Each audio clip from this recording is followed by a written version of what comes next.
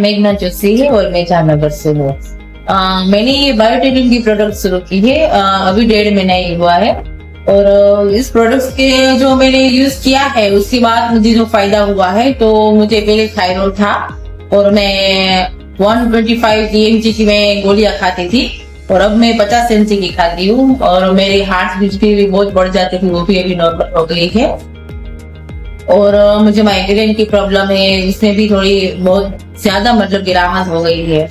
और मुझे नींद नहीं आती थी, तो मैं रात को नींद की गोली खाती थी। अब मुझे मतलब 25 दिन से मैंने गोली नहीं खाई है।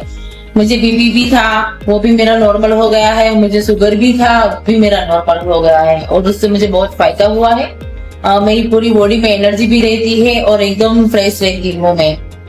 और मेरे हस्बैंड को भी थोड़ी बहुत प्रॉब्लम थी, इसको भी उसमें थोड़ा बहुत फायदा हुआ है। तो ये प्रोडक्ट बहुत